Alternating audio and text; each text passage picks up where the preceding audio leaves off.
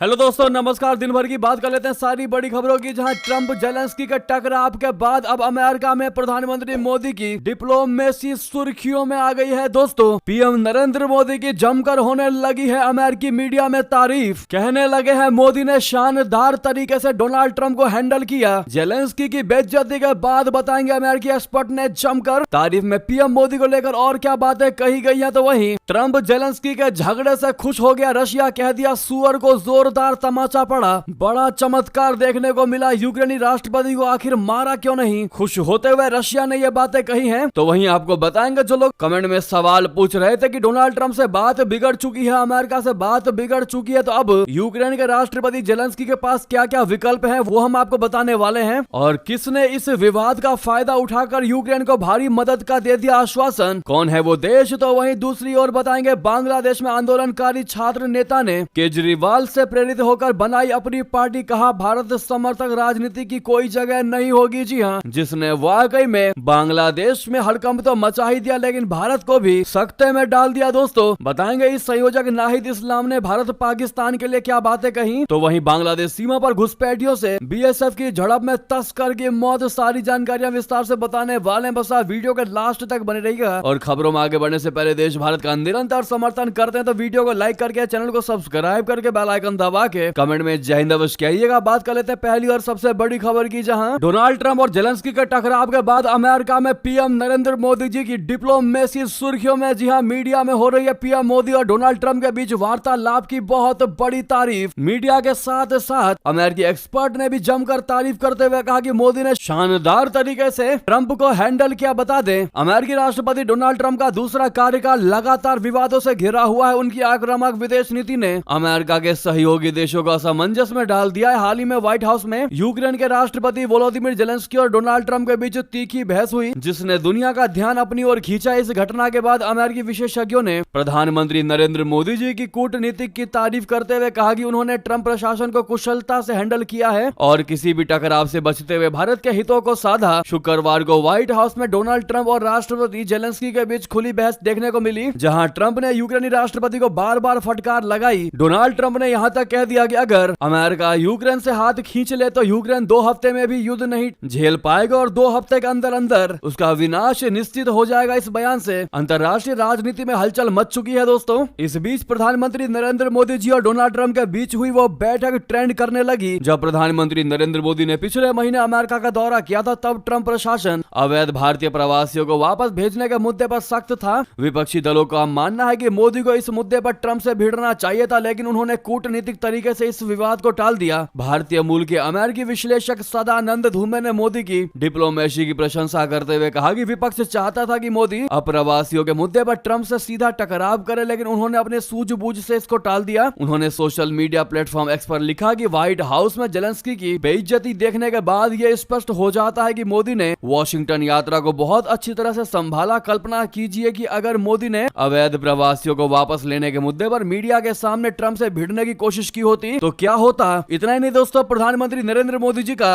अमेरिकी मीडिया में भी जमकर तारीफ हुई है। वॉशिंगटन पोस्ट ने मोदी को पहला ऐसा विदेशी नेता बताया जिन्होंने ट्रंप के साथ व्यक्तिगत संबंधों को मजबूत किया। अखबार ने लिखा कि मोदी ने ट्रंप की मेक अमेरिका ग्रेट अगेन नीति से प्रेरणा लेकर मेक इंडिया ग्रेट अगेन का नारा दिया। न्यूयॉर्क टाइम्स ने लिखा कि मोदी ने अपनी यात्रा के दौरान विवादित मुद्दों को हावी नहीं होने दिया, जिससे भारत और अमेरिका के व्यापारिक संबंधों पर कोई नकारात्मक प्रभाव नहीं पड़ा। वाकई में दोस्तों, प्रधानमंत्री नरेंद्र मोदी जी बहुत अच्छे से जानते हैं कि किस नेता के सामने कैसे बात करनी है और कैसे अपनी बात कह देनी भी है कि वो नेता भी समझ जाए और उसको बुरा भी ना लगे। और यही नीति पीएम मोदी की और मोदी गवर्नमेंट की, यानी कि भारत की, आज पूरे दुनिया में नाम कमा रही है। जी हाँ, हमें गर्व है कि हम भारतीय। आप लोग लॉन्ग लिव मोदी जी कहना बिल्कुल मत भूलेगा। नेक्स्ट खबर की बात करते हैं, जहां इसी से जुड़ी खबर है। जैसे ही ये खबर रशिया पहुंची कि डोनाल्ड ट्रंप और जेलेंस्की के बीच में बात विवाद हो गया है, झड़प हो गई है, उसके बाद रशिया का बयान ये आया कि सुअर को जोरदार तमाचा पड़ा है, हुआ है बहुत बड़ा चमत्कार। यूक्रेनी राष्ट्रपति को थप्पड़ भी लगना चाहिए था, क्यों नहीं मारा गया। रशिया के पूर्व राष्ट्रपति और सुरक्षा परिषद के उपाध्यक्ष दिमित्री मेदवेदेव ने ट्रंप द्वारा जेलेंस्की को लताड़ लगाए जाने पर तीखी प्रतिक्रिया दी। उन्होंने सोशल मीडिया प्लेटफॉर्म एक्स पर लिखा कि अहंकारी सुअर को ओवल ऑफिस में उचित तमाचा मिला। ट्रंप सही है, कीव शासन तीसरे विश्व युद्ध के साथ जुआ खेल रहा है। मेदवेदेव यही नहीं रुके, उन्होंने कहा कि पहली बार ट्रंप ने कोकीन जोकर जेलेंस्की को उसके मुंह पर सच बताया। एहसान फरामोश शुअर को उसके पालने वालों से जोरदार तमाचा मिला, लेकिन ये काफी नहीं है, हमें इस नाजी मशीन को सैन्य सहायता देना बंद करना चाहिए। रशिया के विदेश मंत्रालय की प्रवक्ता मारिया ज़खारोवा ने भी ट्रंप की प्रशंसा करते हुए जेलेंस्की को बदमाश करार दिया। उन्होंने कहा कि ट्रंप और वेंस ने उस बदमाश पर हमला करने से खुद को कैसे रोका, ये संयम से बहुत बड़ा चमत्कार है कि उसको थप्पड़ नहीं पड़ा। दोस्तों, ये बयान है रशिया का इस विवाद को लेकर, जो कह रहा है कि जेलेंस्की को मार भी पड़नी चाहिए थी डोनाल्ड ट्रंप से और उपराष्ट्रपति वेंस से। इस पर आपकी क्या कथन होने वाली दोस्तों, कमेंट में लिखकर अवश्य बताइएगा। ये दोनों देशों के बयान बताते हैं कि आपस में इनके बीच में कितनी तगड़ी और कितनी बड़ी वाली दुश्मनी है। ना यूक्रेन के लिए रशिया कभी सुधर सकता है, ना रशिया के लिए कभी यूक्रेन। आपको याद होगा दोस्तों, जब डोनाल्ड ट्रंप के सामने जेलेंस्की बैठे थे, उस टाइम उन्होंने व्लादिमीर पुतिन को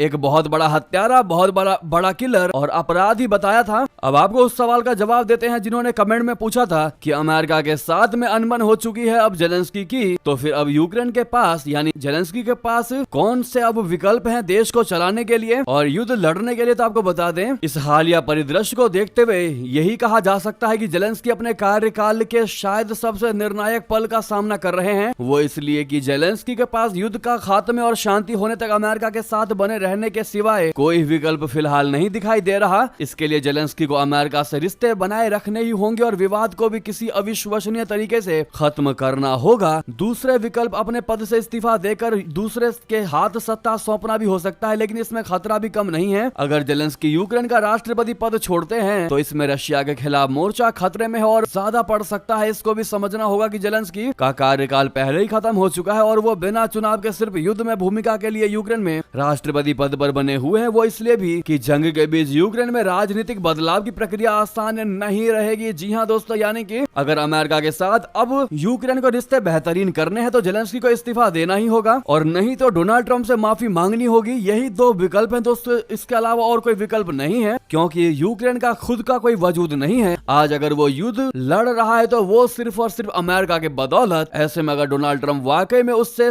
तमीज में नाराज हो गए तो यूक्रेन का फिर कोई वजूद नहीं है। इसीलिए उस मीटिंग में भी डोनाल्ड ट्रंप ने बार बार कहा था, you are not at a such position to dictate us, कि हम क्या करें और क्या ना करें। तो ये रियलाइजेशन ट्रंप ने जेलेंस्की को भी दिया है। अब ऐसे में देखते हैं दोस्तों कि जेलेंस्की का अब क्या रिएक्शन रहने वाला है। लेकिन इस तीखी बहस के बाद यूक्रेन को अंतरराष्ट्रीय समुदाय से जबरदस्त समर्थन भी मिला है। यूरोप के कई प्रमुख देशों ने जेलेंस्की के पक्ष में अपनी आवाज बुलंद की। फ्रांस के राष्ट्रपति इमैनुअल मैक्रोन ने एक्स पर लिखा, एक हमलावर है रशिया, एक पीड़ित है यूक्रेन। हमारा 3 साल पहले यूक्रेन की मदद करना और रशिया पर प्रतिबंध लगाना सही था और ऐसा करते रहना सही भी है। मैक्रोन ने कहा कि हमारे से मेरा तात्पर्य अमेरिकी, यूरोपीय, कनाडाई, जापानी और कई अन्य से है। उन्होंने कहा कि उन सभी का आभार जिन्होंने मदद की और मदद कर रहे हैं और मैं निरंतर जेलेंस्की यूक्रेन का मदद करूंगा। जी हाँ, तो वहीं अब बड़ी खबर की बात कर लेते हैं, जहां पर बांग्लादेश में आंदोलनकारी छात्र नेता ने केजरीवाल से प्रेरित होकर बनाई अपनी पार्टी। कहा, भारत समर्थक राजनीति की कोई जगह नहीं होगी। जी हाँ, बांग्लादेश में पिछले साल हुए राजनीतिक उथल पुथल के केंद्र में रहे नाहिद इस्लाम एक छात्र नेता है जिनकी भूमिका ने प्रधानमंत्री शेख हसीना को सत्ता छोड़ने पर मजबूर कर दिया था। नाहिद इस्लाम स्टूडेंट्स अगेंस्ट डिस्क्रिमिनेशन संगठन के कोऑर्डिनेटर थे और छात्र आंदोलनों के प्रमुख चेहरे के रूप में उभरे। मंगलवार को उन्होंने मोहम्मद यूनुस की कैबिनेट से इस्तीफा देकर एक बार फिर सुर्खियां बटोरी। 28 फरवरी को उन्होंने अपनी नई राजनीतिक पार्टी जतिया नागरिक पार्टी यानी नेशनल सिटीजन पार्टी एनसीपी की घोषणा की, जिससे बांग्लादेश की राजनीति में एक नया अध्याय जुड़ गया। नागरिक समिति की प्रवक्ता सामंथा शर्मिन ने बताया कि नाहिद इस्लाम की जतिया नागरिक पार्टी तुर्की के रेसेप तैयब एर्दोगन की एके पार्टी, पाकिस्तान की तहरीक इंसाफ और भारत में अरविंद केजरीवाल की अगुवाई वाली आम आदमी पार्टी की तर्ज पर बनाई गई है। उन्होंने बिजनेस स्टैंडर्ड से बातचीत में कहा, ये एक मध्यम मार्गी पार्टी होगी जिसकी विचारधारा पारंपरिक राजनीतिक दलों से अलग होगी। लेकिन दोस्तों, उसने ये बयान देकर, इस नई पार्टी ने यह घोषणा करके कि अब बांग्लादेश में भारत या पाकिस्तान समर्थक राजनीति की कोई जगह नहीं होगी, वाकई में दर्शा दिया है कि ये भी भारत विरोधी चालें ही चलने वाले हैं। नेक्स्ट खबर की बात करते हैं, जहां बांग्लादेश सीमा पर घुसपैठियों से बीएसएफ की झड़प में तस्कर की मौत, 3 जवान घायल। जी हां, 10 दिन पहले ही नई दिल्ली में भारत की बीएसएफ और बांग्लादेश के बीजीबी के बीच महानिदेशक स्तर की मीटिंग हुई थी, जिसमें बॉर्डर पर तनाव और आए दिन होती झड़प से निपटने पर बातचीत हुई। लेकिन 10 दिन बाद ही सीमा पर फिर से झड़प देखने को मिली। रिपोर्ट्स के मुताबिक त्रिपुरा में बांग्लादेश सीमा पार घुसपैठियों से हुई हिंसक झड़प में 3 बीएसएफ जवान घायल हो गए। हालांकि एक तस्कर को सेना ने मार गिराया है। यह घटना त्रिपुरा के सिपाही जाला जिले में हुई है, जब 20 से 25 बांग्लादेशी घुसपैठिए बॉर्डर पोल 20507S के पास से भारत में घुसने की कोशिश कर रहे थे। अधिकारियों के मुताबिक इन घुसपैठियों में कथित तौर पर तस्कर शामिल थे। पता चला है कि इनका भारतीय अपराधियों से भी संबंध है। इन घुसपैठियों को जब बॉर्डर पर पेट्रोलिंग कर रहे बीएसएफ जवानों ने देखा तो तुरंत उन्हें खदेड़ने के लिए उन्होंने कार्रवाई की, लेकिन घुसपैठी वहां से भागे नहीं बल्कि उल्टा बीएसएफ जवानों पर ही हमला कर दिया। इतना ही नहीं, घुसपैठियों ने जवानों के हथियार को भी छीनने की कोशिश की। साथ ही आपको बता दें आखिर कौन होगा अगला दलाई लामा, तिब्बतियों के मन में क्यों मची है खलबली। दोस्तों, तिब्बती नववर्ष लोसर की शुरुआत हो चुकी है। देश भर में बौद्ध धर्म को मानने वाले लोग इसे सबसे बड़े धूमधाम के साथ मनाते हैं। इस साल इस त्योहार में तिब्बत में भूकंप